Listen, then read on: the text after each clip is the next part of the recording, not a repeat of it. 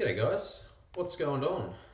Welcome to Footy Rants. This is the round 25 preview. I'm Benny Matthews, as always, and yeah, let's not waste any time. Let's get down to business. Only 2 rounds remaining, so this week and next week before the best time of the year, September, rolls around. Tonight we got the Broncos up against Parramatta up here in the not so sunny Queensland. Bit of rain this morning. There's a storm that blew through. So for me, that sounds a few little alarm bells for the Broncos. We know that they don't perform overly well in the wet. It just seems to sort of halt that fluency and sort of the speed that they rely on so many of those key players, such as Darius Boyd, James Roberts, and Milford's off the mark. Even Cody Nikorima, both their halves have great speed off the mark. So, a lot to play for both these teams. The Broncos trying to ice a top 2 finish. It's looking likely that either way we're going to see a Brisbane versus Roosters encounter in week 1 of the finals, but it's just dependent on where that game's going to be played.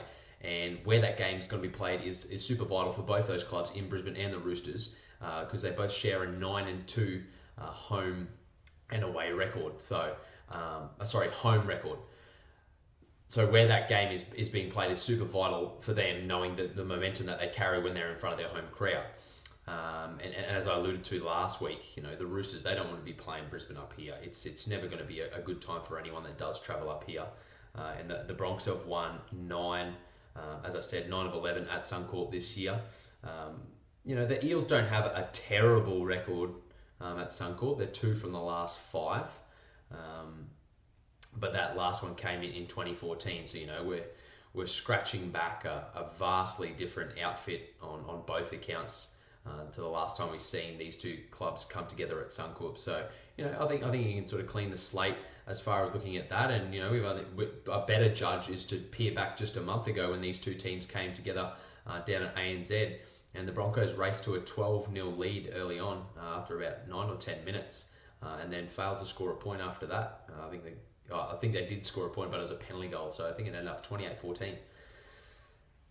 So, in and around that, I guess the positives for Brisbane, they're starting to put the same team on the field week in, week out. There's a few changes this week, as we see on the screen now for those following along on YouTube. David Mead comes into the side for Jordan Kahu, and Tavita Pangai Jr., who's been really, really good over the last 3 or 4 weeks off the bench, has succumbed to a hamstring injury, so Jaden Sewer comes into the team. We see Sam Thaiday named on the bench at 14, but expect that same positional change to occur with Ben Hunt reverting back to the bench to start the game. Looking at the Parramatta side, look, Bevan French and Manu Ma'u, they're massive losses for Parramatta, and were obviously vital in that go forward in their victory last time these 2 teams came together.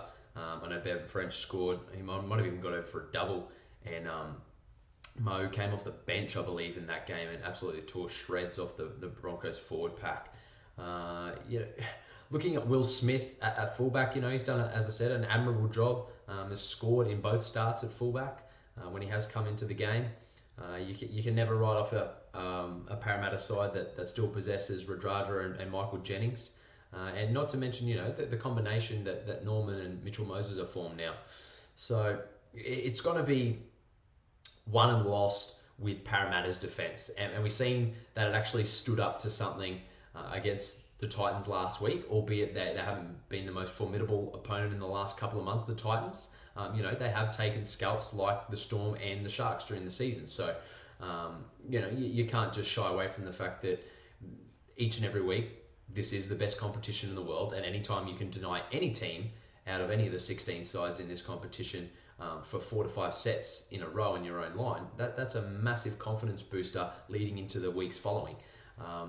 So, if the Parramatta side can bolster down defensively, I think they can really make a fist of this game. But I think now we're really starting to see the Broncos come through and shine as the genuine, competition threat. If there's one team that can knock off the Melbourne Storm, I think it is either the Broncos and we've seen it only a couple of weeks ago that the Roosters come up just short, essentially just through some poor handling and discipline.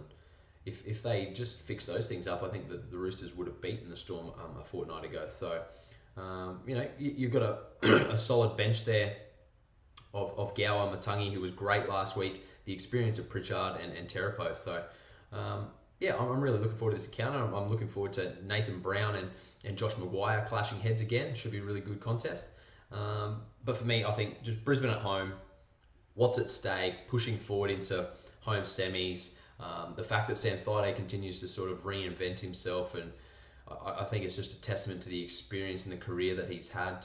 It's almost like, well, if you want to show me the back door, sort of fuck you, I'll just sort of do it my own way. Call it masterstroke from Bennett, whatever you want to call it. It's getting results, and rugby league is a results-based business. But yeah, even though it's going to be a little bit of a wet track, it shouldn't be too bad. It's clearing up here this afternoon. Whether another storm rolls through, I'm not too sure. But yeah, I think the Broncos 1-12 is a solid bet. We move on to Friday night. Excuse me. We've got the Canberra Raiders up against the Newcastle Knights. Obviously, super disappointing for the Raiders losing to Penrith last week in a close game, which really took a lot of momentum out of their sails in trying to sneak into the finals.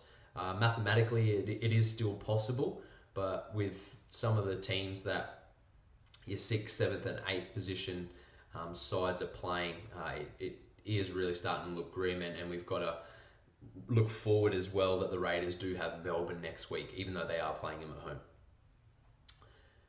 Newcastle, on the other hand, we've seen a month of good footy, and then it sort of came undone playing the best team in the competition at the moment, and that was the side without Cooper Cronk as well. So, whilst I pinned it down to a few poor defensive reads from Luke Yates, you can't deny a 44-12 scoreline. And I think the Raiders will be out to, leave everything out on the table. What else have you got left? You can't just shy away from a contest now. You're playing in front of your home fans, and we know how loyal the Canberra Raiders fans are. A big tick in the box, I say it every week. They keep putting the same 17 out. They're pretty damn consistent. They've got one more week without Soliola, so Whitehead will continue to lock that scrum with Tarpanay starting. Expect that lineup to change next week, and Bateman or Priest will probably drop off that interchange bench and Tarpanay back to the bench next week. But other than that, everything should remain the same. You look at that back line, 1-7, like it's pretty handy. Aiden Cedar, not the most accomplished halfback you're going to see in the competition, but he'll steer a side around. I think probably closer to the mark is the 1-6 that really brings that finishing touch. And when you've got outside backs like Leilua and Rapana, I don't think I'm out of place in saying that they're nowhere near the consistent form that we've seen last year. But they can turn a game on its head. They can turn a struggling set coming out of your own half into attacking prowess and picking off weaklings in the defensive line of the opposition. So for me, you look at the head-to-head stakes there, $1.14 favourites versus $6.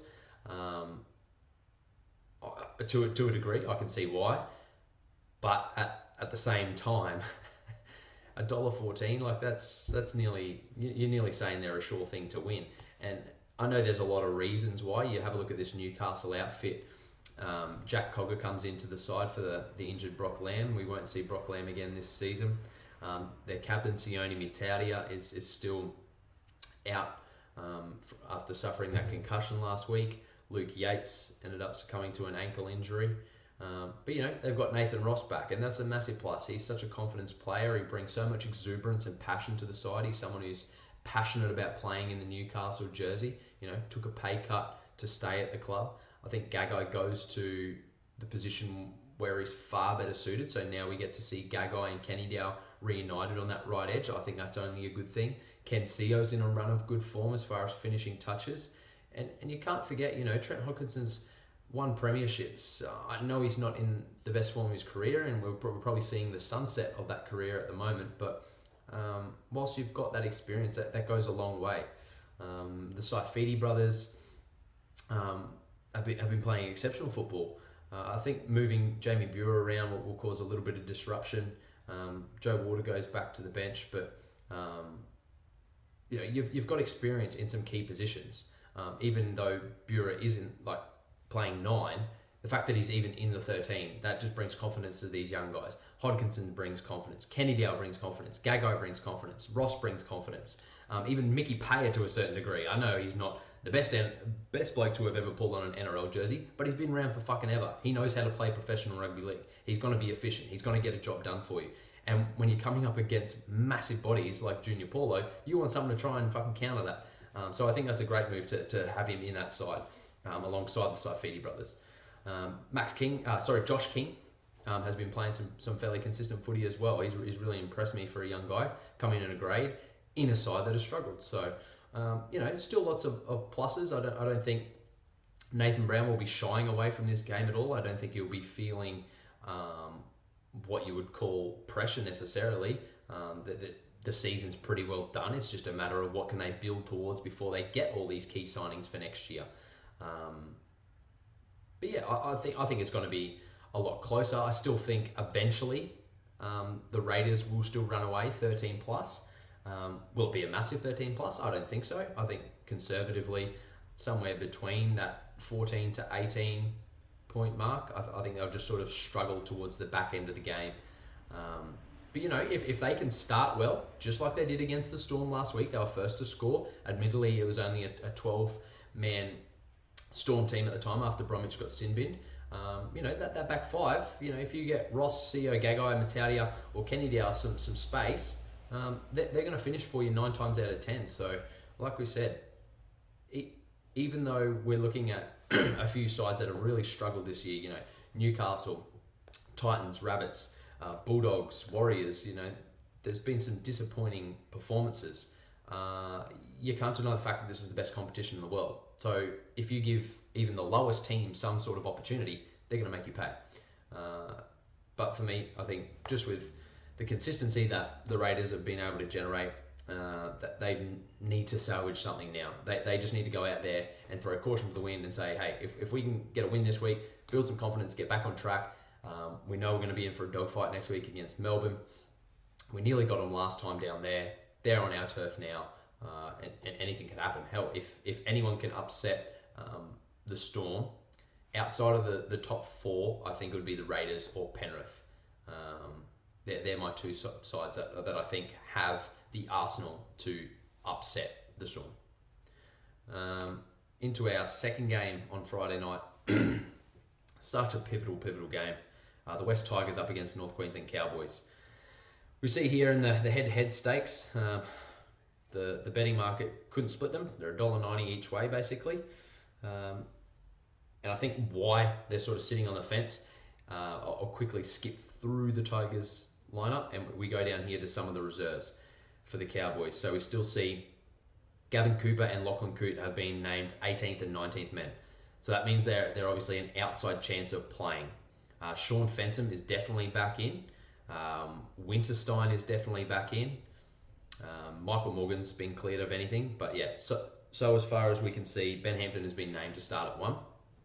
If that changes, you would probably expect Shane Wright to drop off the bench and Hampton will go just to relieve that pressure off Granville, who's played some big minutes in the last month due to injuries. If those two guys are in the team, I give a massive chance to go down to Campbelltown and get a win. We see there that the Tigers have quite a young, inexperienced forward pack this week. There's no Elijah Taylor. There's still no Chris Lawrence. So yeah, you've got Aaron Woods and Tim Grant up front, who obviously bring a heap of experience, but the edge and the middle lock. So you've got Michael Cheekham, Aloye and Eisenhuth. And then off the bench, you've got Twal, Suaso Sue, Bailey Sirenen's on debut, and Jack Littlejohn.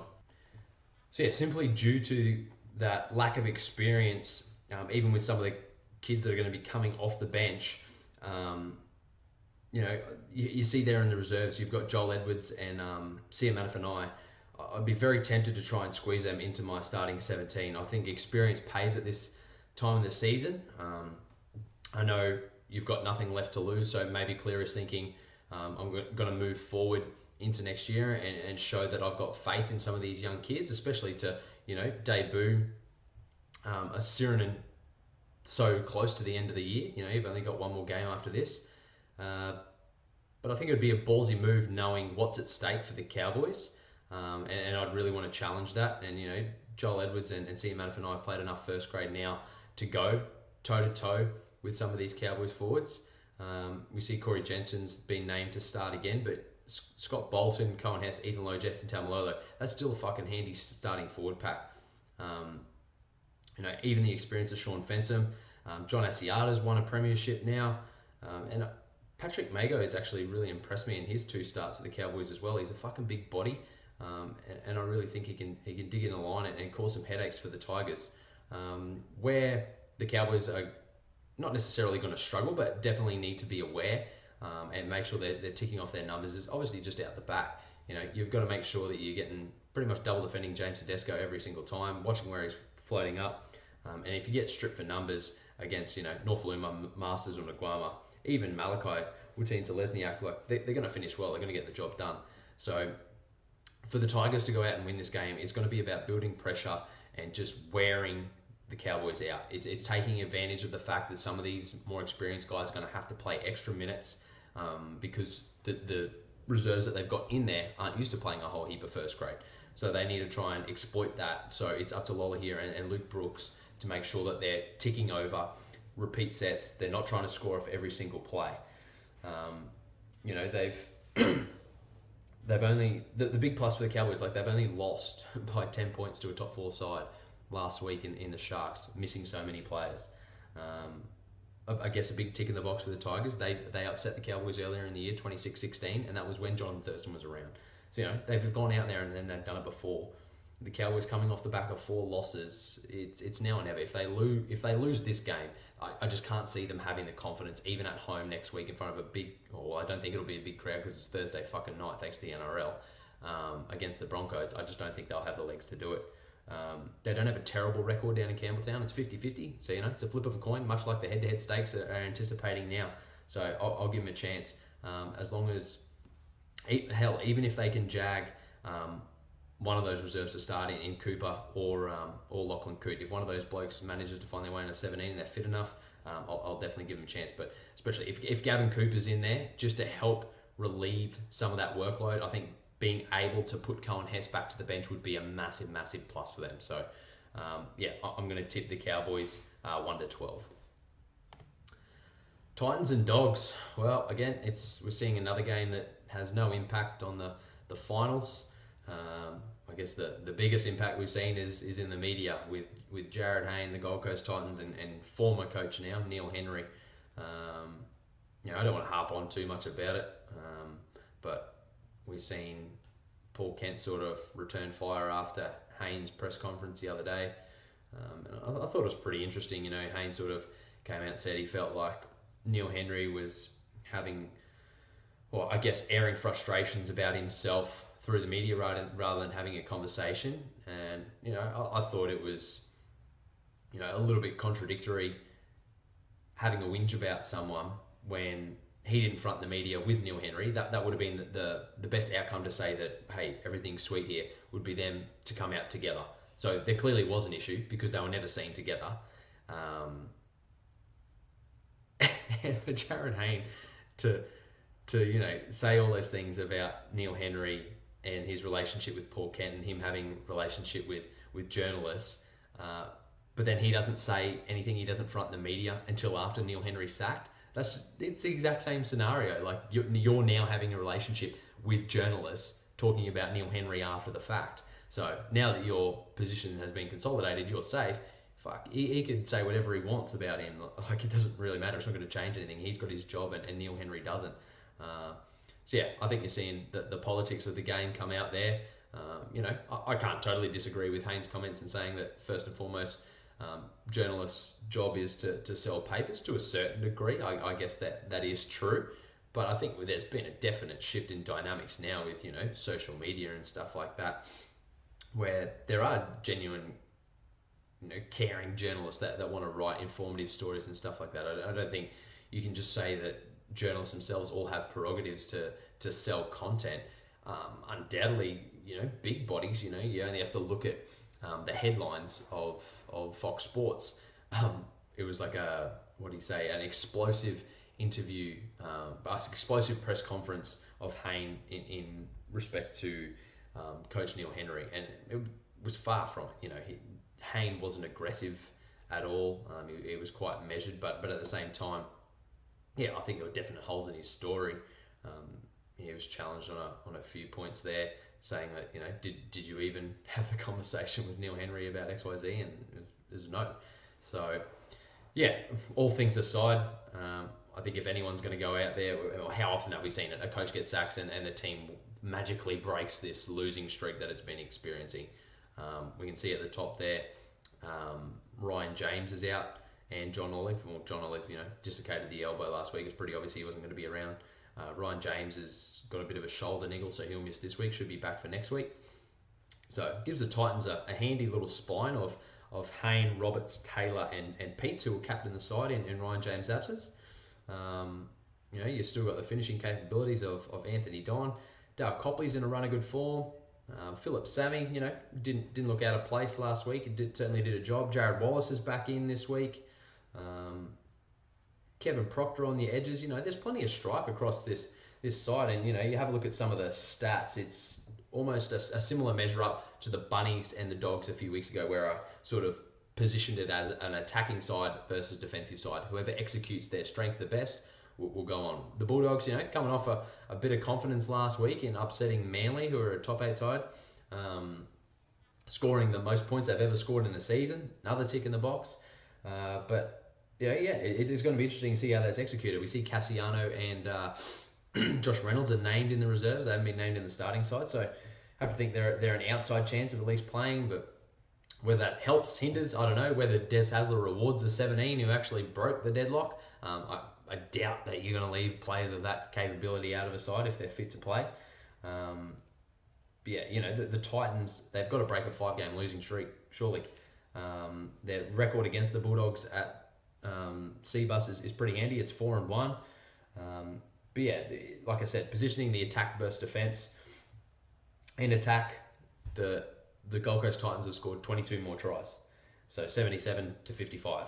You look at defence though, the Titans average 5 tries a game in tries against them. So they've let in 104 tries this season versus 69 of the Doggies tries that went in there. I'm literally going to go out on a whim and say that the Titans win 1-12 just based on what we've seen in the past. It's almost like a pressure builds. You have the explosion, you have the event, shit comes down and we can get to work. We even seen after Taylor was released from the Tigers earlier in the year, they were leading Melbourne at half time. They did go on to lose the game, but they were fucking leading the team who's been unstoppable all season. Anything's possible. Again, I guess the theme of today is that there's 16 teams, they're all professionals. Give them enough opportunities, they're going to professionally whoop your ass. For those reasons, I think just out of, I guess, sheer arrogance of the man in Jared Hayne, I can just see him turning something on. It'll either be one or the other. He'll either have a screamer or a fucking one to forget. For me, it's the Titans. I think it'll be close. I can't see them getting on too much of a run.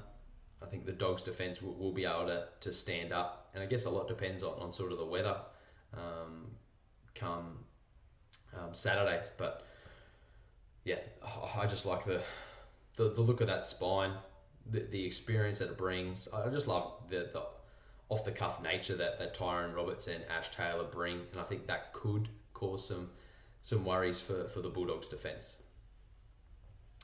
Moving on, Storm Rabbitohs. We're really starting to see the Storm come into their own now. Really put on a professional display in the absence of Cooper Cronk. Yes, it was against the bottom place team, but it was a bottom place team that were in the biggest form spike that they've had in the last 2 to 3 years. So they're still going to go out there and perform. Where they're going to really hurt the South Sydney Rabbitohs is the loss of their competition leading try scorer in Alex Johnson, who's out for the remainder of the year with that hamstring tear. There's no real changes for the Melbourne side. It's basically a straight swap for Cooper Cronk and Brodie Croft.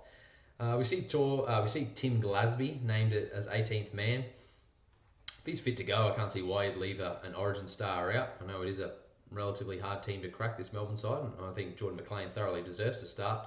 But I would imagine, it's getting towards go time now. Can't continue. I know that the minor premiership's wrapped up. They can't be touched. So I guess you do want the option there to relieve Cameron Smith if you can. But you gotta think of how the dynamics works now. I think that they've stretched it as far as they can as far as resting players around Origin period. I think it's good to let Cooper Cronk have a rest last week. But just a team in form. I know, like I said, they're missing Alex Johnson now, but you can't just go out there and expect, okay, well, we can give Cam half a game or whatever and we'll be sweet. Hell, they probably will be.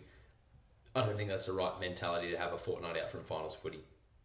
So if Glasby's fit, I'd be putting him in there and dropping Slade Griffin.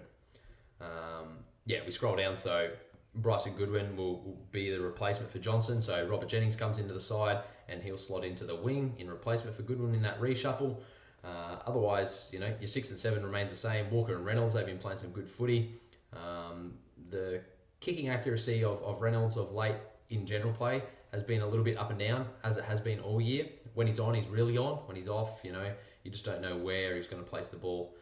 Damien Cook keeps his starting 9 jersey with Farrell on the bench. We're hearing now that Robbie Farrell is getting shopped around by the Bunnies and that he may not even see out the second year of his contract.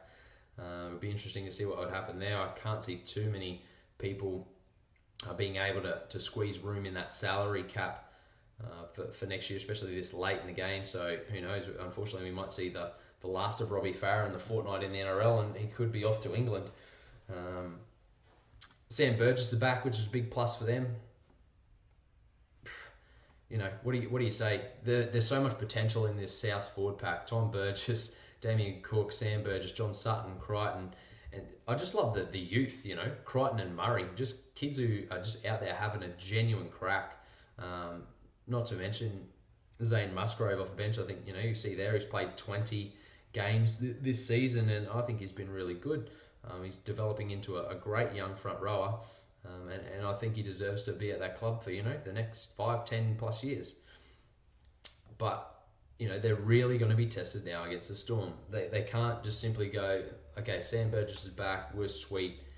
They've got to. If I'm a Rabbitohs forward, I'm just trying to outwork Sam Burgess every week. If you're just being super, super desperate in that being your sole outcome for the game, you're going to win more games than you lose. Just adopting that mentality. Just try and outwork Sam. Don't let him be the number one stat.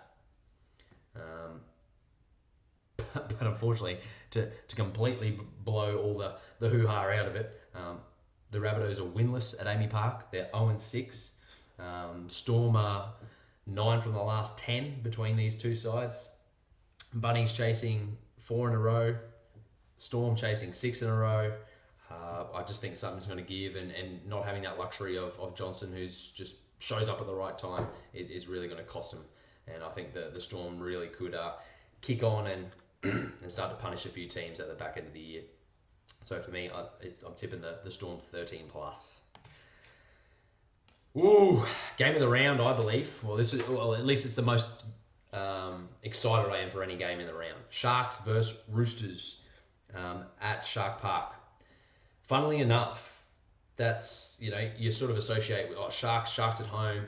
Loyal fans, they perform well. They've actually performed pretty shit this year. They're below 50% win rate. They're 5 from 11 this year. One of the worst home records in the competition. And I've already said it in this podcast, they only just sort of scraped home. They were very unconvincing against the Cowboys last week. It was. I just don't know what's not quite clicking. I alluded to that lack of ruthlessness, even though you look at some of the stats. Paul Gallen still ran for over 200 metres. Luke Lewis was still great. Fafita ran for over 150 metres. Everything seems to be there, but sometimes it's those attributes that are working off the footy and away from those stats. It's the things that aren't being measured that go a long way, and it's that intensity. There's some really cool matchups in this game that I'm looking forward to. You've got the halves in Maloney and Townsend versus Keary and Pearce. That's got September football written all over it, those four players. They've been there, they've done it, and I believe they've all won grand finals. Yeah, if I'm not mistaken, they've all won grand finals. So, we've got really high caliber halves in this game. The other matchup, Fafita and Pryor, I like to think probably more Fafita and Gallen versus Warrior Hargraves and Dylan Napa off the get-go. I'm really looking forward to that. And then later in the game, and I hope we get to see it sooner this week, Seguiaro versus Connor Watson. If his involvement in that last 11 minutes isn't enough to show Trent Robinson, you need to play this fucking kid for more than 11 minutes, I think that could be the difference between winning and losing this week for the Roosters. Why they've still gone for Madison and Orbison is beyond me. Joe Manu's been named as 18th man. I'd be fucking putting him in there. Yes, he's probably better on a wing, but I mentioned it last week. Like, why wouldn't you just put Latrell Mitchell back into the centres, and Gordon into one of your wing positions, and just play Connor Watson at fullback? Hell, you could move both Mitchell and Ferguson into the centres and play Morgan and Manu on the wings with Watson at fullback. I think that'd be a great back five. But they're seeing something that I'm not. Whether it's who knows, an attitude thing from certain players or whatnot. But yeah, I think we've seen Madison get burnt a couple of times on the outside. You can't always just bolster, size. And I'm not saying that Madison doesn't move well, but does he move well as far as the, top ranked centres in the NRL? Hell fucking no. You're looking at guys like Jack Bird, Michael Jennings, James Roberts. We've got some electric centres in this game, and you're vying for a top 2 position, and you're putting Madison and Orbison in the hardest defensive positions in the fucking game. It doesn't make sense to me. And that's the big concern for me. I'm still on the Roosters bandwagon. I think, as far as this game is concerned, I still think that they can push forward and roll this Sharks outfit, just because I think they're lacking that little bit of tenacity. And I think that Warrior Hargraves, Napa and Cordner are bringing that. Couple that into the fact that it was good to see finally Tedavano and Takeaho step up off the bench and carry some of that momentum that Warrior Hargraves and Napa have been setting up for them for the last 6 weeks. If they can match that, I think there's just a little bit more in the interchange bench for the Roosters. So you got Tedavano, Takeaho, Kane Evans and Connor Watson. And you look up to the interchange of the Sharks, Bakuya, Tagatisi, Lattimore and Seguiaro. Not too far different. You've got that X factor in Seguiaro and Watson, as we've already mentioned. The experience of Tagatisi and Lattimore, they're not going to let you down. Bakuya is an absolute fucking weapon. He's a battle axe. I really enjoy watching his style of play. But I think there's just a little bit more flair there. You guys like Tedavano, Takeaho, and Kane Evans, their work rate is high, but they've also got that offload. But again, that comes with the risk of error. We know that Kane Evans, it's generally either rocks or diamonds from Evans. And Coach Robinson really needs it to be diamonds this week. I really hope that Jake Frank can go out there and show Jaden Brayley how to play 9. I hope it's very much a masterverse apprentice. He's played enough first grade now. He's sort of been on the Queensland Origin radar for a number of years. He's fucking jacked. He's a little pit bull. I would hate to come up against him. Even being a massive front rower running at him, it'd be like, where is he? I can't see him, and all of a sudden your fucking legs are gone. So I'm thoroughly looking forward to this. But you look still, even at the back five, with Mitchell and Ferguson on your wings, I just think that they can do more with the football than what Fecky and Beale can do. So I'm looking at that matchup. I'm like, we fucking got him here. And hell, maybe that's what they're looking for to keep them on the edges there. But if they haven't been doubling down on their defensive patterning this week, working on those combinations of Madison and Mitchell and Orbison and Ferguson, hell, they could be in a bit of trouble. I mean, Orbison's not going to let you down too many times in defence. He's played enough first grade now to be sweet. But Madison, he's still a baby. Hasn't chalked up 50 NRL games yet, so he's still developing. And I think it would be unjust to sort of put that pressure on him come this time of the year, and that's why I wouldn't have him there. I think, you've got Tedesco coming next year who's going to play fullback, so they've re-signed Gordon, so where does he fit into the fray anyway? You're probably going to have to fucking try and squeeze him onto a wing if you want him to play for you next year. So, I don't see the point in pushing. Yes, he's had a great season. I'm not saying that he doesn't deserve to be playing number one, but I'm saying, do you leave him at one for the expense of Connor Watson just because he was there prior to injury? I don't think it is. You've got to pick players on their form. And for me, Connor Watson is probably the most informed player in this fucking team. And you give him 11 minutes last week. Anyway, that's enough about that. Cronulla, I guess the confidence they take. Their best game of the year was against the Roosters earlier in the year. They fucking thrashed them 44-12. They've won 7 of the last 8. But I think some tides have got to turn sometime. And the Roosters, just with that desperation of knowing, hey, fuck, we're this close to a home semi, bring Brisbane down here and let's fucking ambush them. I know they won't want to be getting too far ahead, but you can't ignore these things either. So for me, it's Sharks in a close one. How close? If you're interested, extra time market, $17. So will there be extra time, yes or no? $17 for yes. Not a bad little bit of value there. It's well and truly on the cards.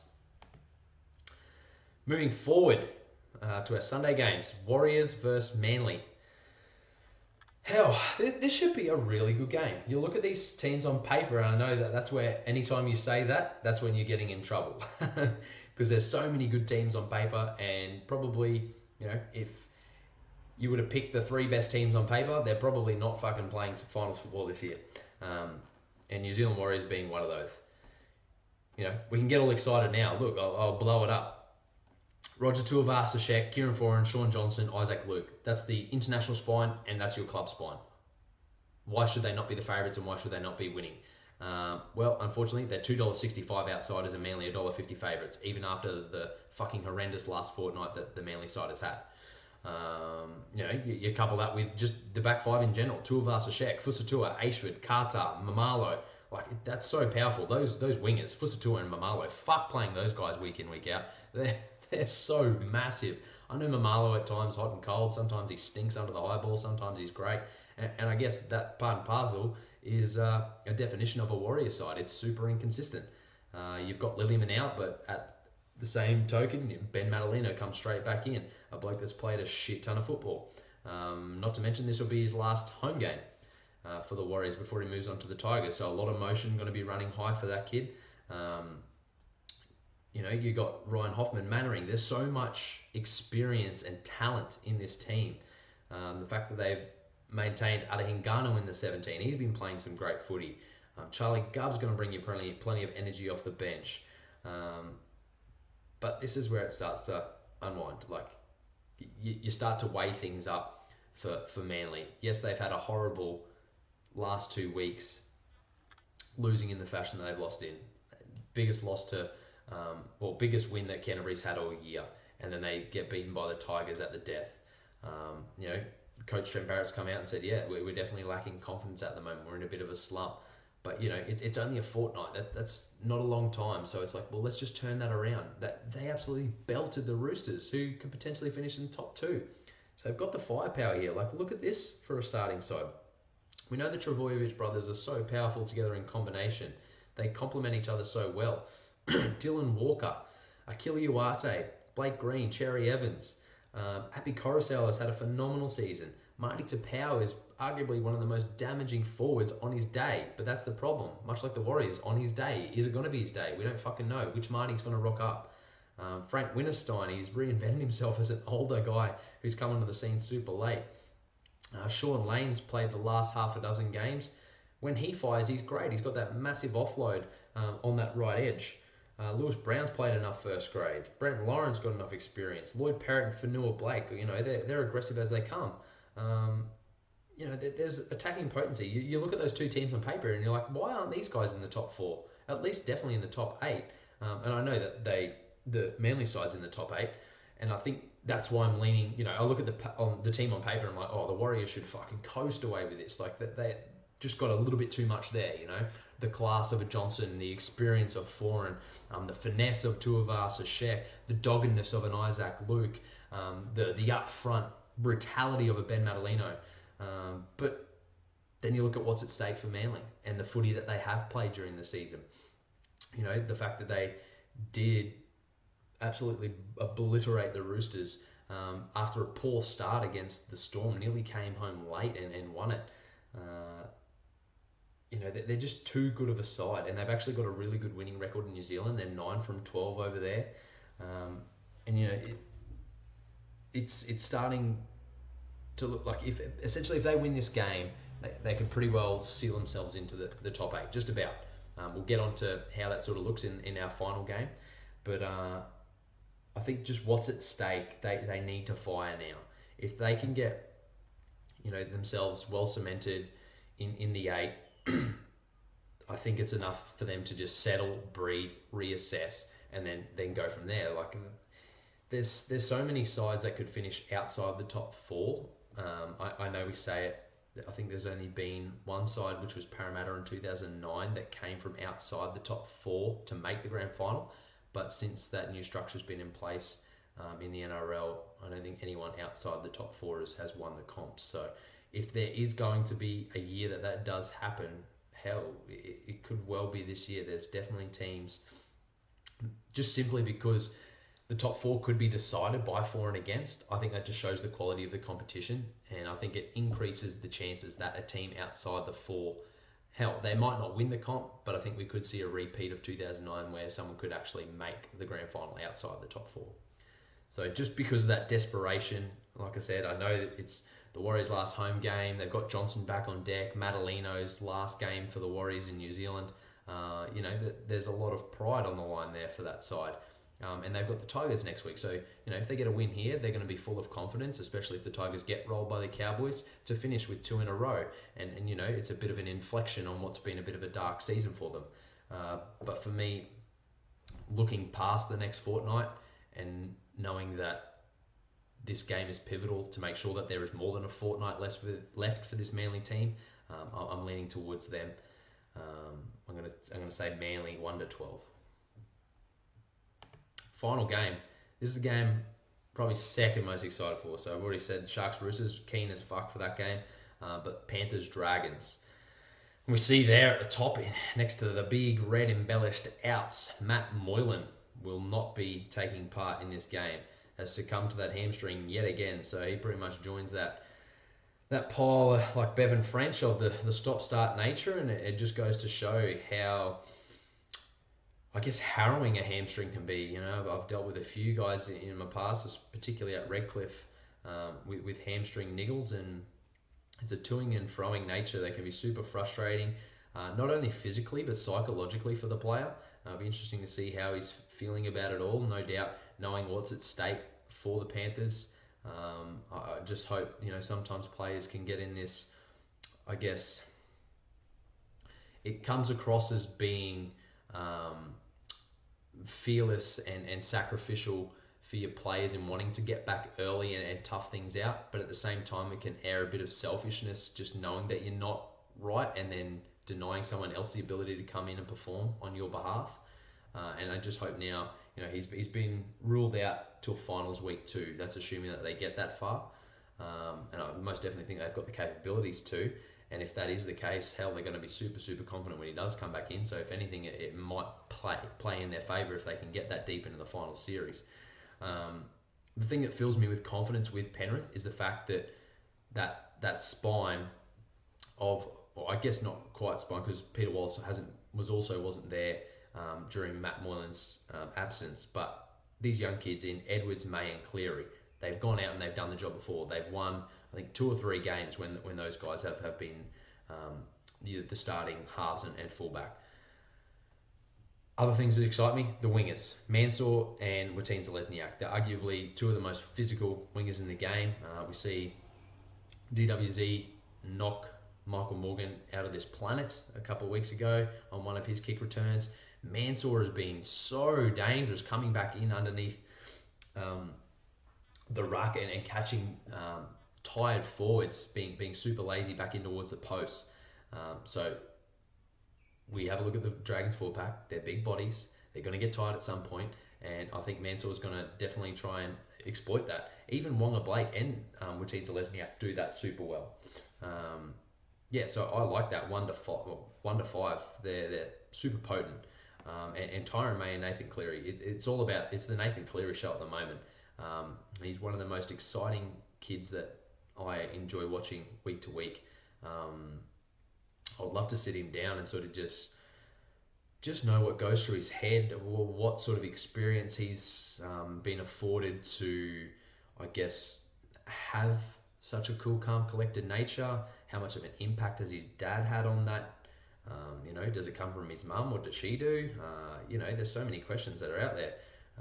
But then moving into that forward pack, Tarmel Wallace, Regan Campbell-Gillard, it'd be interesting to see if Big Regan does start again. He has started the last few games off the bench, even when he has been named. But yeah, look at that bench. Katoa, Cartwright, Brown, Merrin.